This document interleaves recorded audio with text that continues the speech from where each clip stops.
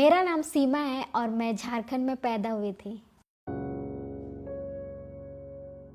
मेरे पिताजी जब उनका डेथ हुआ तब मुझे पता चला कि उनको टीबी का बीमारी है, और उस समय मैं बहुत छोटी थी और उसके कुछ ही साल बाद मेरी मम्मी को मेंटली प्रॉब्लम हुआ था और ये सारे चीज़ 2 साल लग गया था और मैं भी बहुत परेशान थी। उस समय मुझे बहुत बुरा लगता था, कभी कभी ऐसा लगता था कि शायद इनका मृत्यु हो जाए तो शायद तभी ये परेशानी का हल होगा। और क्योंकि मेरी मम्मी बहुत ज़्यादा परेशान करती थी तो इसीलिए मुझे बोला गया था कि अपनी मम्मी के साथ मत सोना। तो मैं उस दिन मैं अपने बड़े पापा के घर में सो रही थी और जब मैं सुबह आई थी और जब मैंने दरवाज़ा खोला और देखा तो मेरी मम्मी पूरा जल के मर गई थी। फिर आसपास के लोगों को बताया कि मेरी मम्मी का डेथ हो गया है। फिर वो सब आए और हमारी हेल्प किए और उस दिन मुझे बहुत बुरा लगा था क्योंकि एक वही सहारा था मेरे लाइफ में और मुझे कुछ समझ नहीं आ रहा था कि मेरा क्या होगा और मेरे दोनों भाई का क्या होगा। तो मुझे बहुत ज़्यादा दुख हो रहा था, परंतु एक बात पता था कि क्योंकि मैं इतनी छोटी थी तो मुझे कुछ नहीं पता था कि क्या होने वाला है नेक्स्ट स्टेप हमारे लाइफ में। मेरे दोनों भाई क्रिश्चियन हॉस्टल में पढ़ते थे और जब उनको पता चला कि मेरी मम्मी का मृत्यु हो गया है तो वो हॉस्टल वाले मेरे दोनों भाई को लेके आए और उन्होंने हमें हेल्प किया उनको दफनाने में। और जब मम्मी का दफना दिए उसके बाद मेरे भाई को और मुझे अपने साथ हॉस्टल में लेके चले गए।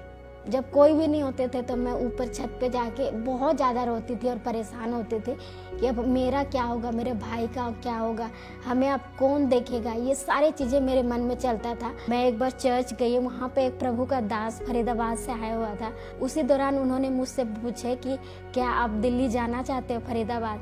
तो मैंने बोला यस, मैं जाना चाहती हूँ। और जब मैं फरीदाबाद में आई तो वो अंकल ने बोला कि एक आंटी आएंगे, वो आपको अपने साथ लेके जाएंगे, उनका घर बहुत बड़ा है। उसके बाद मुझे लेके आए घर। उसके बाद मैं देवी दीदी से मिली और मुझे याद है कि उन्होंने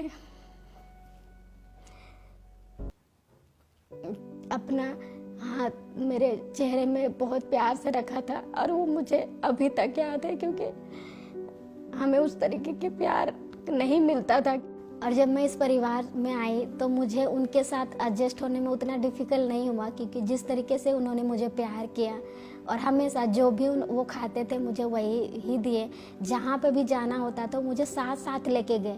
कभी भी ये फील होने नहीं दिए कि शायद मैं उनसे अलग हूँ। मम्मी भी मुझे कभी अलग नहीं ट्रीट किए, परंतु हमेशा अपने बच्चे की तरह ही मुझसे बात करना या खाना खाने का होता था या कपड़े खरीदना, वो सब कुछ मुझे इक्वली दीदी लोगों को जो मिलता था वो मुझे भी मिला। तो ये सारी चीज़ें मुझे इनके तरफ का जो प्यार था वो सारी चीज़ें मुझे बहुत ही ज़्यादा कंफर्टेबल करवाया, जिसकी वजह से मैं इनके साथ और भी करीब आने लगी। और प्रभु के प्रति ये परिवार ने मुझे आगे बढ़ने में भी हेल्प किया क्योंकि उस समय इतना ज़्यादा मिनिस्ट्री में भी पापा भी सुबह सुबह जाते थे और रात रात को आते थे। तो इस परिवार से मुझे पता चला कि प्रभु कितना महान है और प्रभु में हमें किस तरीके से आगे बढ़ना है और प्रभु के सामने कैसे जाना है, वो सारे चीज़ मुझे इस परिवार ने सिखाया। जब मेरे मम्मी पापा का जब डेथ हो गया तो मैं कभी भी नहीं सोची थी कि मुझे परमेश्वर एक परिवार देगा। और परमेश्वर ने मुझे वो हर एक चीज़ दिया जो मैंने कभी ना सोचा था, ना तो कभी मांगा था और ना अपने माइंड में इमेजिन किया था कि परमेश्वर मुझे ऐसे परिवार देगा। I went to pick her up, and I saw her. I felt so sad to see her without just remembering the time.